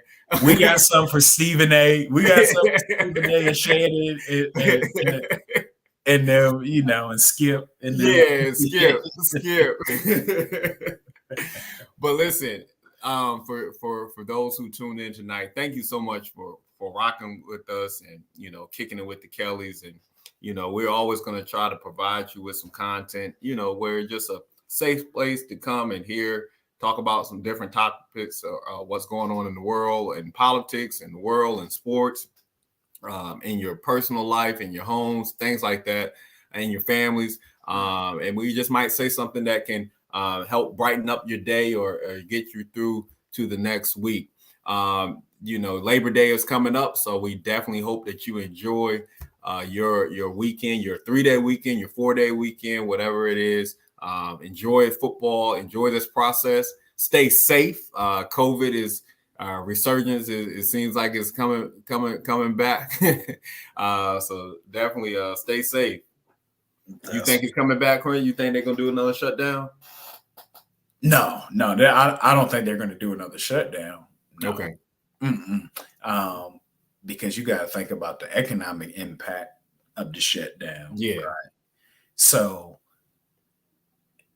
yeah, I don't see that personally. Yeah. But Corey, I was thinking about this the other day. I'm gonna let everybody go. I was thinking about this though. I think about 9/11, Republican president, pandemic, Republican president. You know, I got the thing. something out there. Your spidey sense was tingling. Yeah, my spidey sense, and I was trying to think about what big things happened during the Democratic presidency. Wow. Man. Now we could be on for a whole nother hour talking about politics, but I'll land my plane here, right? I am no longer, I don't get pulled into the you're Republican or Democrat. Right. To me, it is actually point like those two sides getting pitted against each other are missing the whole goal. We're busy infighting against each other instead of turning our attention to we got to work 50 hours a week, essentially both parents, to survive. And if we stop working, it's the government, it's the Republican, Democrat, whoever's in office, are they going to give you a break? Are they going to pass legislation where landlords can't jack up the rent even more? Like, what I'm saying is, I don't care who's in office. What are they doing to help the average working people? I could care less who's in the office, but I don't care. I'm just saying, what are you doing to benefit the most amount of people? Because it seems like it's getting harder and harder for each person. We got to work, period. Like the cost of nothing. Can you show me anywhere where the cost of anything is going down? And I really don't care who's in office. I'm just saying, who's ever in Congress, they can every year or every election cycle, they can say, let's raise our salary. Yeah. I don't care if they're Republican or Democrat. Their salary is getting raised. Yeah. Have the salaries in the average American people, has that been raising year over year? Wow. And then they can play the game where they say, well, it's the Democrats' fault or it's the Republicans' fault. I don't care whose fault it is, who's fixing it. Wow. See, so that's why I'm like, I'm not necessarily tied into the talking puppet, the quote unquote politician and stuff like that, because if they want to give the average person a break, they could. Yeah. But if they're smart politicians that's not helping us, they can dangle, if you vote me in office, I'm going to help you in this way. Well, you in office right now. Why ain't you help me then? Why? You see what I'm saying? Like, if you really wanted to help me like that, you would have done it already. That's one less thing we talking about. So you can play politics all day, and that's why I kind of pulled back from that whole system. Republican, Democrat, they all are part of the same club. It's only 435 of them. They're in an elite circle. Do I think they really going back behind each other and fighting each other? No. They in the same club. They putting on a show in front of us, in front of the camera, and still ain't nothing that got done. So I'll land my plane with this. I want term limits. That's what I want. Oh, Corinthian, Corinthian, our show, we could have went a whole nother way with our show today. You're right. Term, if you take nothing else away from what I'm saying, I want term limits. No freezing up, man. No freezing up. No more freezing up. All of it. Mitch, all of it. Him and his other people. Go sit down. Okay. I got you. And that's president down. Oh, absolutely. Yeah, I got you. Yeah. Corinthian, I'm gonna say this and I'm gonna let her go. Thank you again so much for joining us tonight, guys. I'm gonna say another three people that I disliked growing up. Chris Duhan, Jay Williams and Steve whatever his name was. Wojciechowski. I could not stand any of them. JJ Redick either. I couldn't. Oh, I did not like JJ Redick. With every fiber in my being. You see Chris Duhon. Yep. None of them. Oh man, Duke. If they had Duke anything on it would just yep. Nolan Smith, all of them. I remember Nolan Smith. I remember Nolan Smith. It was another point guard that was it Dockery? Sean Dockery? Yeah. Man, it was one of them that hit a halftime, like we was beating Duke at Duke, and he hit a halftime shot and beat Greg Paulus, all everybody. Yes. Elton Brand. I could not stand anybody. Yep. Yeah, man. So you didn't drudge up some. You didn't drudge up some. It was just stirring in my spirit. All right, man. Appreciate you, man. We gonna keep swinging, man. Keep swinging, man. Yes, sir. You do the same, man. Thank y'all so much. Everybody enjoys their holiday weekend. Thank you so much for tuning in with Kicking with the Kellys. Make sure you comment, like, share. Thanks, Toya, Jess. Tell us, give us a comment. Anything that you want us to talk about in our next session. And we'll see you next week on Thursday around that 8:30 time. Yes, sir. Yes, sir, man. Hey, love you, bro. Love you too, bro. All right, man. All right. It's just some things you can't do no more, and some places you can't go no more. Some things you say you can't say anymore. On Bourbon Street or not, but Corinthian said this is oil. It's probably big. What is bigger than oil? This thing is diamonds. Like it's like so massive.